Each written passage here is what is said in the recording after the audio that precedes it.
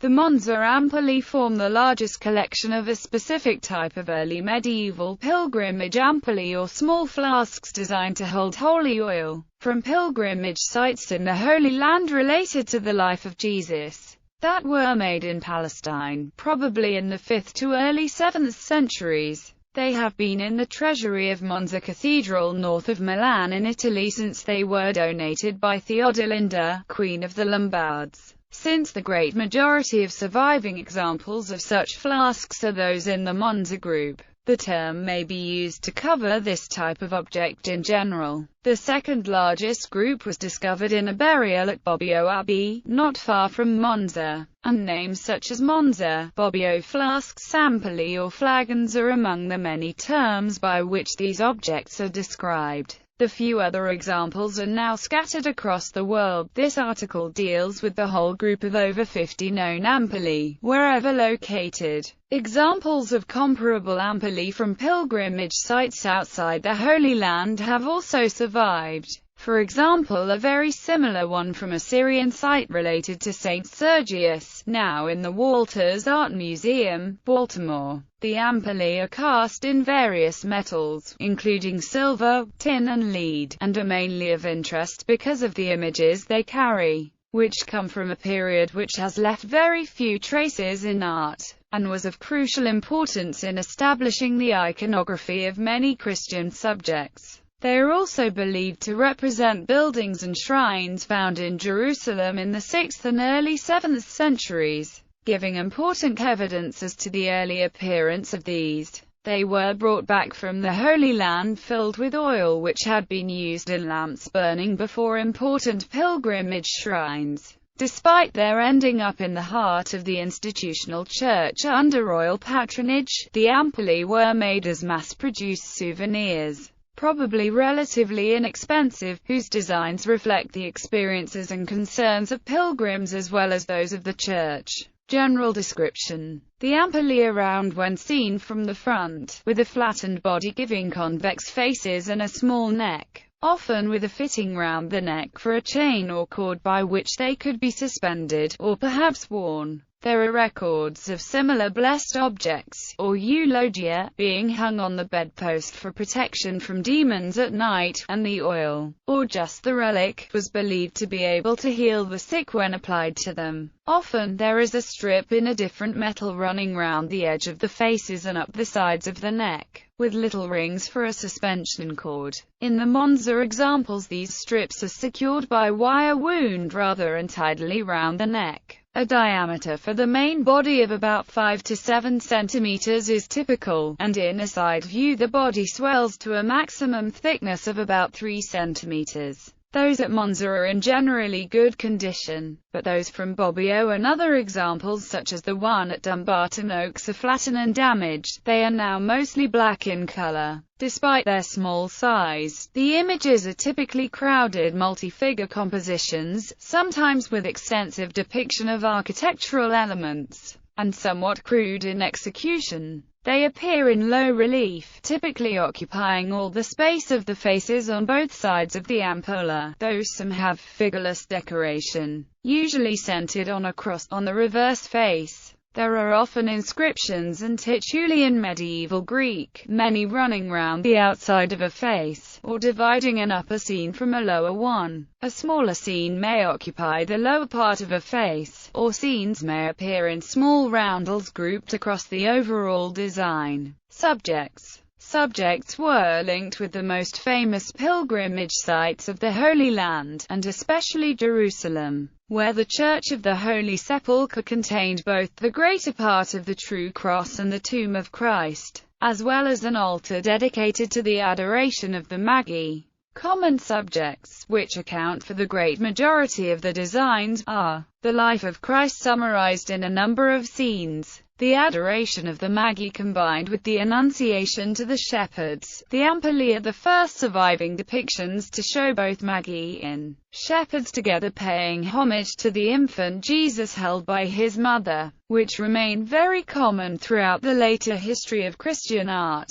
As often later, a balanced composition is created by having the Magi to the left of the Virgin and Child, and the shepherds to the right. It has been speculated that the compositions reflect a lost mosaic then in the apse of the Church of the Nativity, Bethlehem, the baptism of Christ, the crucifixion of Jesus, where ampullae show the emerging depiction of the scene, which was a famously late arrival in the repertory of Christian imagery. The ampullae often show an empty cross with a bust of Christ above it, and kneeling pilgrims at its foot. This is thought to depict the scene around the large crux gemita installed in the Church of the Holy Sepulchre at the time. Some therefore prefer to call these scenes the adoration of the cross. The two thieves are often shown on their crosses even when Christ's central cross has no corpus, as in the Dumbarton Oaks example. Jesus and doubting Thomas, since these seem to have been sold at Jerusalem, not where the biblical episode was located in tradition. It seems these suggested a link between the experience of Thomas, who doubted until he saw and touched the physical evidence of Christ's wounds, and that of the pilgrim, whose faith was also reinforced by the sight of, and physical contact with, the scenes and relics of Christ's life.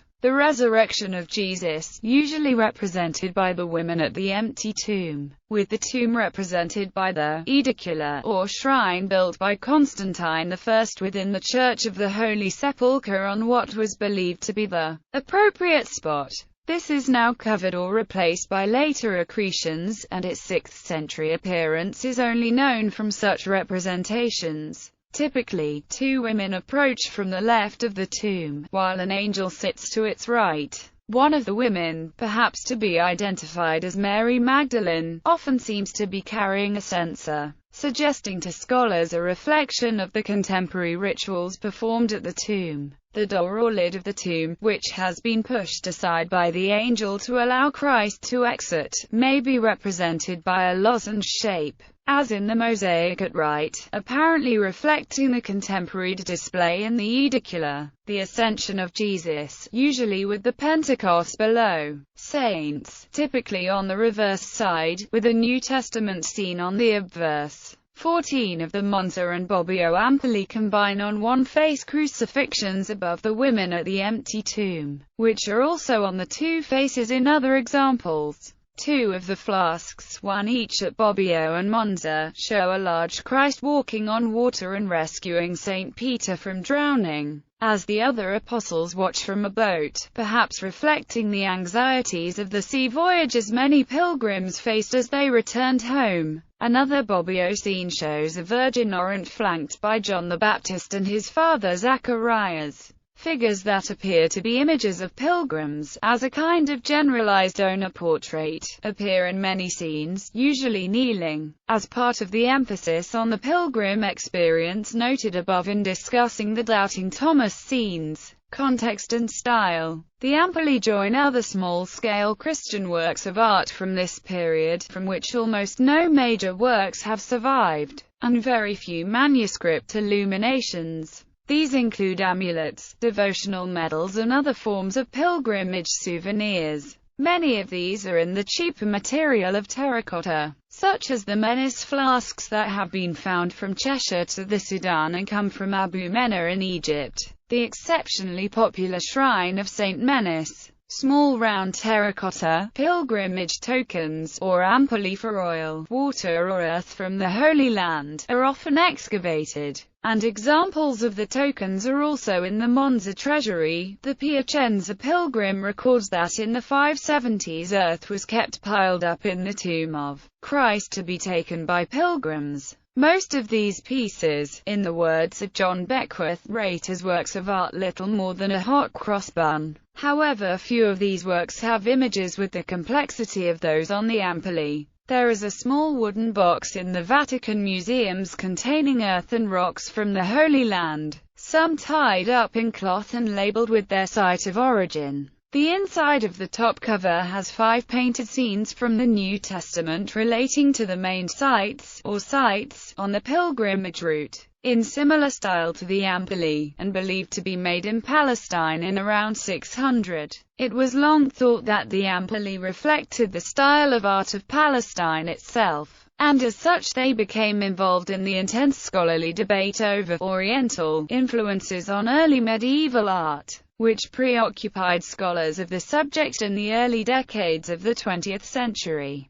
and for which the style of Syria and Palestine was a key battleground. In his monograph of 1957, which for the first time gave scholars good images of all the Monza and Bobbio ampullae, and an extensive analysis of their iconography, Andrei Graber proposed instead that they derived from the style of Constantinople itself, spread to the provinces by imperial patronage, which is clearly recorded for the major pilgrimage sites. This view has gained considerable influence after the Persians under Khosrau II took and sacked Jerusalem in 614, and the Muslim conquest of the region in the 630s. Pilgrimages to the Holy Land sites were greatly reduced, and pilgrim souvenirs with them, with the exception of the somewhat variant example from Saint-Père de Cassares, which may be later. It is usually assumed that all the Monza-type ampullae predate the Persian sack, and probably come from the late 6th century. A few years before Theodelinda's reign. After a nearly complete gap of 3 centuries or so, different styles of pilgrimage souvenirs begin to appear from the 10th century, reflecting rather different pilgrimage experiences and customs. Queen Theodelinda's gift. Theodelinda was a Bavarian princess who married Authari, king of the Lombards, in 588. When he died in 590, she was allowed to choose his cousin Agilulf as her next husband and the next king. He was baptized, initially as an Arian like most Lombards, but Theodelinda persuaded him and his son to convert to Catholicism in 603. Together they founded the cathedral at Monza, and endowed it with many treasures, a collection which has remained unusually intact, and includes the Iron Crown of Lombardy, the late antique poet and muse diptych, a gospel book in the collection of ampullae. An early inventory survives, although some objects traditionally associated with Theodelinda may actually be made well after her death in 628, when she was buried at Monza. The collection in the treasury was famous, and later augmented by other royal gifts. It was taken to Avignon during the Avignon papacy but later returned. However, the ampullae were incorporated in the high altar and forgotten until rediscovered in the late 18th century. Their identification in the earlier inventories is complicated by the existence of a further set of glass vials, also used for holy oil. The Notula, a very early papyrus document, now itself regarded as a treasure, records that a cleric called John, during the reign of Pope Gregory the Great, transferred to Theodelinda small containers with oil that had been in lamps burning before the tombs of saints in Rome. The saints are listed, it seems that in most cases, but not those of Saints Peter and Paul, the oil was blended from that used in several places. There is some scholarly confusion as to how this list relates to the glass and metal ampullae. The origin of ampullae other than those produced by John is unknown, although scholars are unanimous that, wherever they went afterwards, the metal ampullae had been made in Palestine. Gregory is recorded as presenting gifts to Theodelinda in 603 after the conversion of Agilulf and his son, and also sending holy oil in ampullae. Bobbio Abbey was founded in 613 by the Irish missionary Saint Columbanus in 613, with land and funds from Theodelinda. The Bobbio ampullae were discovered in the 1920s in the crypt of the Abbey church, and are presumed to have been given by Theodelinda or her family. Locations. Apart from the collections at Monza and Bobbio, other examples include 2 owned by the Staatliche Museen of Berlin and 1 in the Landsmuseum Stuttgart. 2 examples in the United States, 1 at Dumbarton Oaks near Washington, D.C., and 1 in the Detroit Institute of Arts, appear to be cast from the same mold. There is an example with a crucifixion and ascension in the Cleveland Museum of Art.